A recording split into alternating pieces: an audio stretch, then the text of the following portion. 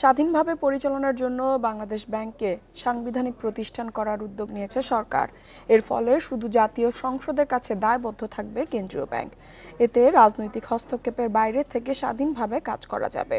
বিষয়টি ইতিবাচক হলেও সঠিক বাস্তবায়নের তাগিদ দিচ্ছেন বিশেষজ্ঞদের। দেশের আর্থিক খাতে ঐতিহাসিক পদক্ষেপ নিতে যাচ্ছে সরকার। বাংলাদেশ ব্যাংকে প্রথমবারের মতো একটি সাংবিধানিক প্রতিষ্ঠান হিসেবে রূপান্তরের উদ্যোগ নেওয়া হয়েছে।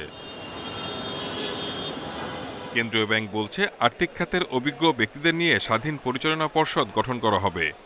রাখা হবে না কোনো আমলা। গভর্নর ও ডেপুটি গভর্নর নিয়োগ ও অপসারণে জাতীয় সংসদের অনুমতি লাগবে। এই রকম বিভিন্ন বিষয় যুক্ত করে বাংলাদেশ ব্যাংক অধ্যাদেশ 2025-এর খসড়া পর্যালোচনার জন্য সরকারের কাছে পাঠানো হয়েছে। এতে কেন্দ্রীয় ব্যাংকে প্রশাসনিক হস্তক্ষেপ বন্ধ হবে। গতানুগতিক প্রতিষ্ঠান আর সাংবিধানিক প্রতিষ্ঠানের বিরুদ্ধে রাজনৈতিক প্রভাব বিস্তার করা কিন্তু অনেক ডিফিকাল্ট।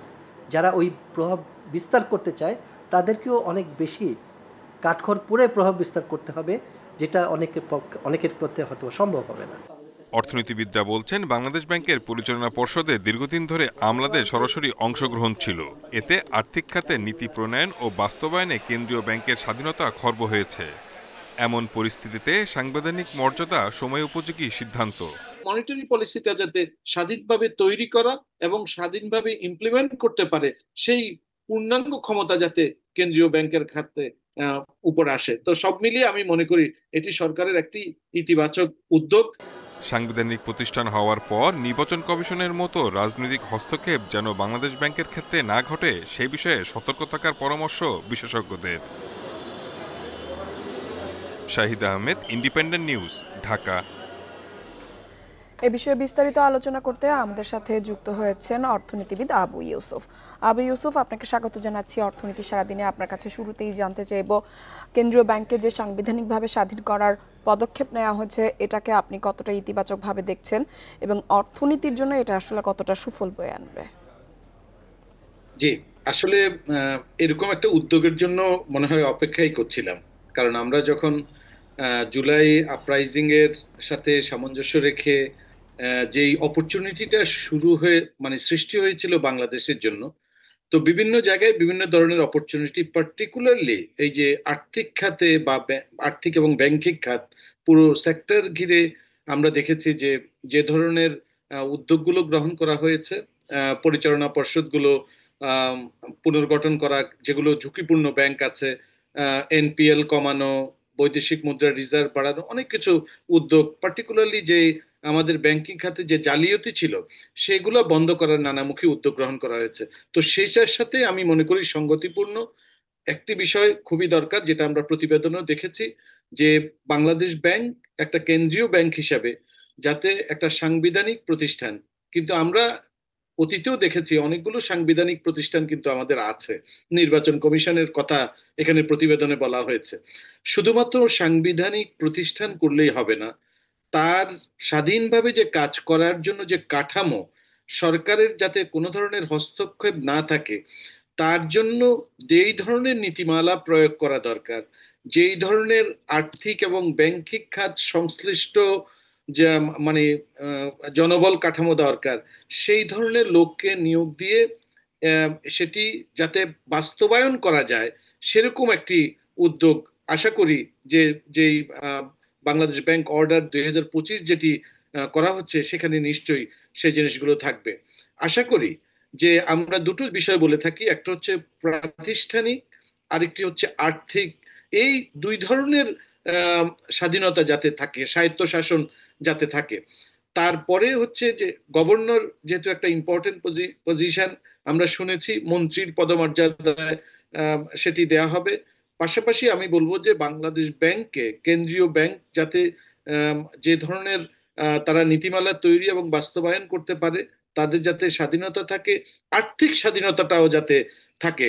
কারণ প্রশাসনিক স্বাধীনতার পাশাপাশি আর্থিক স্বাধীনতা, আমি এর আগেও বলেছিলাম যে বাংলাদেশ ব্যাংক কিন্তু প্রায়, আমার যতদূর মনে পড়ে, প্রায় 15,000 কোটি টাকার মতো তারা কিন্তু সরকারি কোষাগারে প্রত্যেক বছর দেয়, আদায় করে। এর একটি অংশ সে ফর 1,000 কোটি টাকা বা যতটুকু লাগে বাংলাদেশ ব্যাংকের জন্য একটি স্বাধীন বেতন কাঠামো যাতে হয়, গভর্নর, ডেপুটি গভর্নর অর্থাৎ বাংলাদেশ ব্যাংকে যারা কর্মরত কেন্দ্রীয় ব্যাংকের তাদের যাতে একটা স্বতন্ত্র বেতন কাঠামো, তারা যাতে অনেক স্বাধীনভাবে প্রশাসনিক এবং আর্থিক দুটোই যাতে কেন্দ্রীয় সরকারের উপর যাতে নির্ভরশীল না হয়, সেটি একটি থাকতে হবে। আরেকটি হচ্ছে যে আমরা যতটুকু জানি একটা সার্চ কমিটির কথা বলা হয়, প্রত্যেক জায়গায় আসলে সার্চ কমিটির কথা বলা হয়, কিন্তু সার্চ কমিটিতেও যাতে এমন ধরনের যারা বিশেষজ্ঞ বা এমন ধরনের ব্যক্তিত্ব তাদেরকে নিয়ে আসা উচিত যাতে তারা মানে একজন যোগ্য গভর্নরের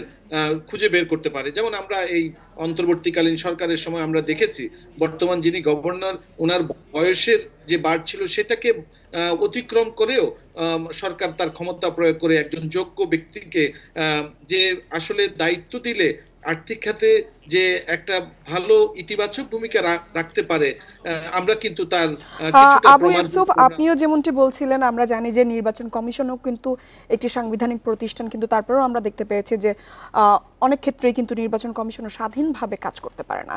সেক্ষেত্রে বাংলাদেশ ব্যাংক স্বাধীনভাবে কাজ কতটা করতে পারবে, বিশেষ করে রাজনৈতিক হস্তক্ষেপের বাইরে গিয়ে, যেখানে কিনা আমরা দেখতে পাচ্ছি যে এখনো সংসদের অনুমতি লাগবে, এই বিষয়টিকে আপনি কিভাবে দেখছেন? না, অবশ্যই একটা তো হচ্ছে যেটা সংসদের গভর্নর, ডেপুটি গভর্নর, তারপরে একটা পরিচালনা পর্ষদ থাকবে যেখানে বলা হয়েছে সেখানে কোনো সরকারি কর্মকর্তা থাকবেন না, অর্থাৎ ব্যাংক এবং আর্থিক খাত সংশ্লিষ্ট যারা অভিজ্ঞ তারাই এখানে থাকবে পরিচালনা পর্ষদ, এবং পরিচালনা পর্ষদ স্বাধীনভাবে সেখানে কাজ করবে। এটি অবশ্যই একটা খুবই ইতিবাচক উদ্যোগ, কারণ আমরা এই ব্যাংক খাতে যে জালিয়াতি, এই জালিয়াতি যদি আমরা বন্ধ করতে না পারি তাহলে কিন্তু আমরা এই শৃঙ্খলা নিয়ে আসতে পারবো না। কারণ ব্যাংকিং খাত বা আর্থিক খাতের সাথে আরেকটি বিষয় জড়িত হচ্ছে দ্বৈত শাসন ব্যবস্থা। আমরা এখন দেখছি প্রাইভেট ব্যাংক যেগুলো আছে সেগুলো কেন্দ্রীয় ব্যাংকে তদারকি করে, আবার সরকারি ব্যাংক যেগুলো আছে, রাষ্ট্রায়ত্ত ব্যাংক, সেটি ব্যাংকিং ডিভিশন তদারকি করে। এইখানেও কিন্তু যে আশা করি যে পরিবর্তিত যে নীতিমালাটি আসছে, ব্যাংকিং অর্ডার যেটি আসবে, সেখানে যাতে একক ভাবে কেন্দ্রীয় ব্যাংকের হাতেই যাতে বোথ মানে প্রাইভেট এবং রাষ্ট্রায়ত্ত ব্যাংকের তদারকির ভার থাকে, একটা স্ট্রং মুদ্রানীতি যাতে থাকে, এবং সেই মুদ্রানীতির ফলে আমাদের যে ইনফ্লেশনের কথা, যে মুদ্রানীতির মেইন উদ্দেশ্যটাই হচ্ছে ইনফ্লেশনকে কন্ট্রোল করা, আমাদের বৈদেশিক মুদ্রার মজুদকে একটা শক্তিশালী জায়গার মধ্যে নিয়ে যাওয়া এবং ব্যাংকিং খাতের যে তদারকি করা। এর বাইরে ব্যাংকের যে সমস্ত পরিচালনা পর্ষদ আছে বিভিন্ন ব্যাংকে, সেখানেও যাতে একটা পরিবর্তন হয়, অর্থাৎ যোগ্য ব্যক্তি যারা আছে তারা যাতে পরিচালনা পর্ষদে থাকে এবং সবাইকে একটা দায়বদ্ধতা, যেটাকে আমরা অ্যাকাউন্টেবিলিটি, ট্রান্সপারেন্সির মধ্যে নিয়ে আসা, যাতে কোনো ধরনের এই যে আমরা দেখলাম ব্যাংক খাত থেকে হাজার হাজার কোটি টাকা যে লুটপাট হয়ে গেছে, এই ধরনের যাতে পুনরাবৃত্তি না ঘটে এবং একটা বার্তা যাতে এই সবার কাছে পৌঁছে যায়, আমরা সেই আশাই করব। আমরা আশা করব বাংলাদেশ ব্যাংক স্বাধীনভাবে তার যে কাজ রয়েছে সেই কাজটা করতে পারবে গঠনের পর। আবু ইউসুফ, আমাদের সাথে যোগ দেওয়ার জন্য আপনাকে অসংখ্য ধন্যবাদ।